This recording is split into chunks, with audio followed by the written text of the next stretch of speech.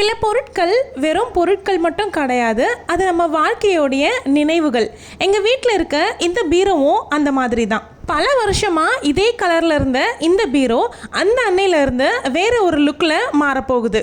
Final ரிசல்ட்டை பார்த்ததுக்கு அப்புறமா இது இதே பீரோ தானா அப்படின்னு நீங்களே கேட்பீங்க. இதோடு சேர்த்து நம்ம வீட்டு ஜன்னலும் புதிய லுக்கில் மாறப்போகுது. அது கூடவே மொட்டை மாடியில் டேம் ப்ரூஃப் போடுறதுக்கான ப்ரிப்ரேஷனாக மாடி முழுக்க கழுவுற வீடியோவும் இதில் ஆட் பண்ணியிருக்கேன். என்ன மாதிரி ஸ்டெப்ஸ் எடுத்து அவங்க வாஷ் பண்ணுறாங்கன்றதெல்லாமே டீட்டெயிலாக சொல்லியிருக்கேன்.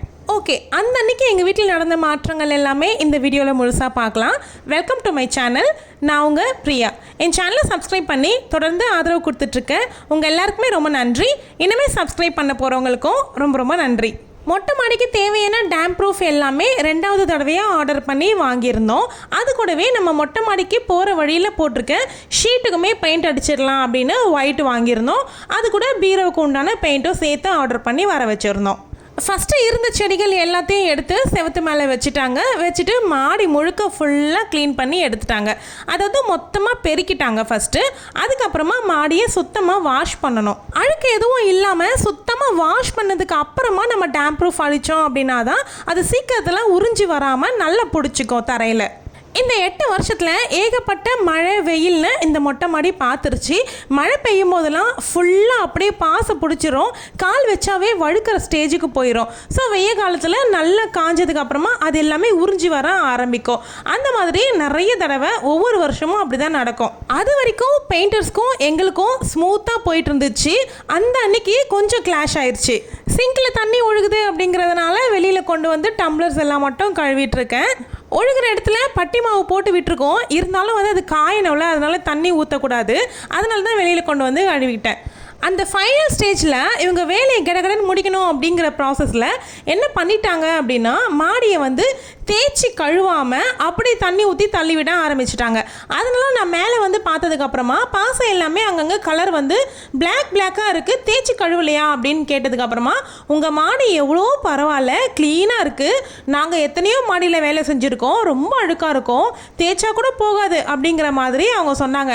எனக்கு செம்ம கோவம் வந்துருச்சு. ஃபஸ்ட்டு கான்ட்ராக்ட் பேச வந்தவர் வந்து மாடியை ஃபுல்லாக பார்த்துட்டு தேய்ச்சி கழுவிட்டு அதுக்கப்புறமா தான் டேம் ப்ரூஃப் போடுவோம் அப்படிங்கிறத என்கிட்ட கிளியர் கட்டாக சொல்லியிருந்தாரு. இப்போ தேய்ச்சிட்டு இருக்காரு பார்த்தீங்களா, இவர் பண்ண வேலை தான் வந்து இன்னொருத்தரையும் சேர்த்து நல்லா கழுவாமல் தண்ணி ஊற்றி தள்ளி விடுறதுக்கு பார்த்துட்டாங்க. நான் வந்து பார்த்ததுக்கு அப்புறமா ஃபுல்லாக தேய்ச்சி கழுவுங்க, அதுக்காக தான் 4 ப்ரஷ் வாங்கிட்டு வர சொன்னாங்க அப்படின்னு சொல்லிட்டு 2 ப்ரஷ் எடுத்து கொடுத்து நல்லா தேய்க்க சொன்னேன். அதில் இருந்த அழுக்கு எல்லாமே அந்த அளவுக்கு ரிலீஸ் ஆச்சு. அப்புறம் நான் சத்தம் போட்டு கத்தினதுக்கு அப்புறமா தான் வந்து ஃபுல்லாக நல்லா தேய்ச்சி கழுவ ஸ்டார்ட் பண்ணாங்க. நீங்கள் வீடியோவில் பார்க்கும்போதே தெரியும் எந்த அளவுக்கு மாடியிலேருந்து டஸ்ட் ரிலீஸ் ஆகுது அப்படிங்கிறத பாருங்கள்.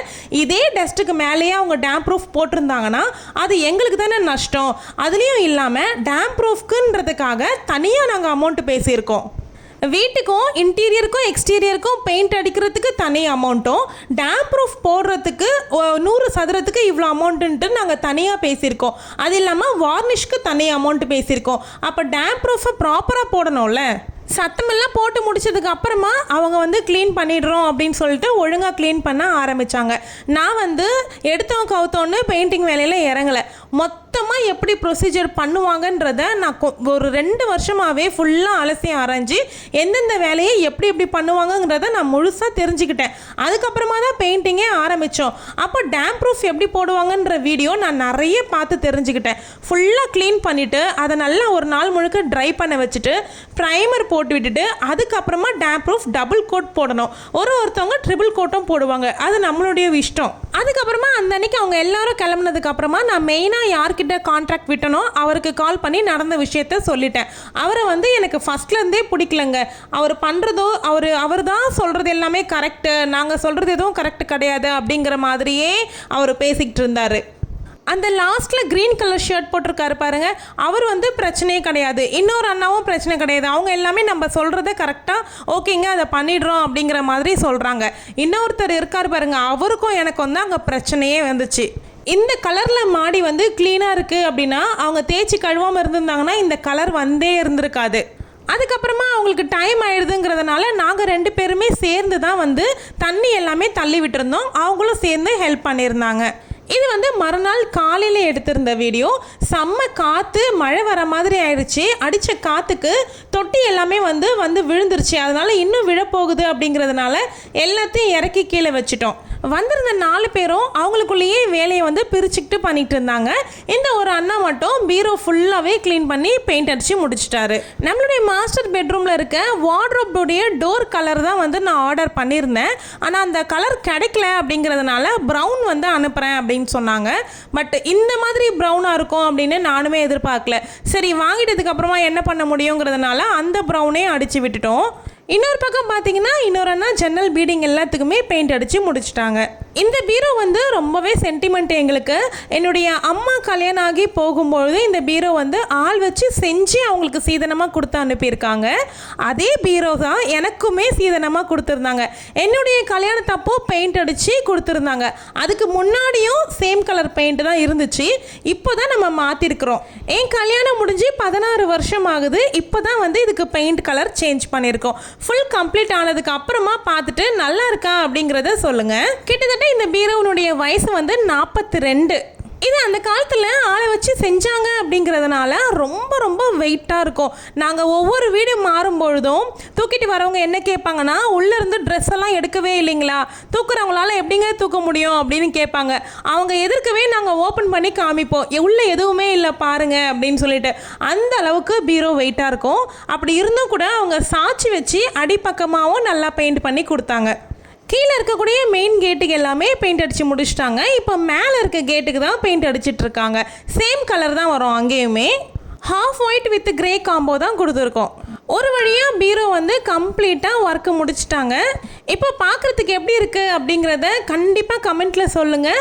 நான் சூஸ் பண்ண கலர் வேறு, பட் இந்த கலர் தான் அமைஞ்சிருக்கு. கரெக்டாக சனிக்கிழமை அதுவுமா நம்ம வீட்டு பீரோ வந்து புதுசாக மாறி இருக்கு அப்படிங்கிறத பெயிண்ட் அடித்த அண்ணாவே சொன்னாங்க. இதுக்கு மேலே அதிர்ஷ்டமும் யோகமும் கொட்டுன்னு கொட்ட போது பாருங்கண்ணா அப்படின்னு சொன்னாங்க. உங்கள் வாய் முகூர்த்தம் பழிக்கிட்டோண்ணா அப்படின்னு சொல்லி கேஷுவலாக விட்டுட்டோம். மாடி மொத்தமாக காஞ்சதுக்கு அப்புறமா நெக்ஸ்ட் டே வந்து இந்த கிராக் சீல் எல்லாமே இருந்த பெரிய பெரிய கிராக் எல்லாமே சீல் பண்ணிக்கிட்டு இருந்தாங்க.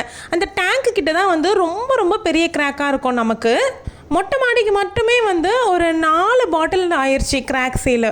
மோட்டர் போட்டோம் அப்படின்னா டேங்க் ரொம்ப வடிஞ்சு தண்ணியெல்லாம் கீழே போயிட்டே இருக்கும். அப்படி இல்லை அப்படின்னா மழை பெஞ்சிச்சு அப்படின்னா அந்த லாஸ்ட்டில் கரெக்டாக டவுன் இல்லாததுனால அந்த இடத்துல கரெக்டாக போய் தண்ணி நின்றோம். அதனாலேயே வேண்டிய அந்த இடத்துல நிறைய வந்து கிராக்காகவும் பள்ளமாகவும் இருக்கும். அது எல்லாமே சரி கட்டணும் அப்படிங்கிறதுனால சீல் பண்ணுறதுக்கு ரொம்பவே கிராக் பேஸ்ட் ஆயிடுச்சு. அவங்களுடைய பிளான் என்னென்னா, கழுவி தள்ளின உடனே ப்ரைமர் போட்டு விட்டுணுங்கிறது தான் அவங்க பிளானு. அதுக்கப்புறம் நான் நல்லா தேய்ச்சி கழுவுங்க அப்படின்னு சொன்னதுக்கப்புறமா நெக்ஸ்ட் டே தான் போட முடியும், டைம் பார்த்தாது அப்படின்னு சொல்லிட்டு கிராக் சைடு மட்டும் போட்டு விட்டுட்டு போயிட்டாங்க. இது நல்லா ட்ரை ஆனதும் நெக்ஸ்ட் டே வந்து ப்ரைமர் போடுவாங்க. அதுவுமே கவர் பண்ணியிருக்கேன், நெக்ஸ்ட் வீடியோவில் காமிக்கிறேன். இருந்த வரைக்கும் பேஸ்ட் வந்து போட்டு விட்டுட்டாங்க. இன்னும் 2 பாட்டில் வாங்க வேண்டியது இருக்குது. ஸோ நெக்ஸ்ட் டே வாங்கிட்டோம் அப்படின்னா அதையுமே சேர்த்து போட்டு விட்டுட்டு ப்ரைமர் போட்டுருவாங்க. இந்த வீடியோ எடுத்த அந்த அன்னைக்கு வரைக்கும் ஒரு 75% ஒர்க் வந்து ஃபுல்லாகவே கம்ப்ளீட் ஆயிடுச்சு. அடுத்த நாள் என்னென்னலாம் ஒர்க் பண்ணோம் அப்படிங்கிறதெல்லாம் அடுத்தடுத்த வீடியோவில் ஷேர் பண்ணுறேன். இந்த வீடியோ பிடிச்சிருந்தா வீடியோவை லைக் பண்ணிக்கோங்க. சேனலுக்கு ஃபஸ்ட் டைம் வரீங்க அப்படின்னா சப்ஸ்கிரைப் பண்ணிக்கோங்க. பீரோ கலர் அண்ட் ஃபினிஷிங் பற்றி கமெண்ட் பண்ண மறந்துடாதீங்க. தேங்க்யூ.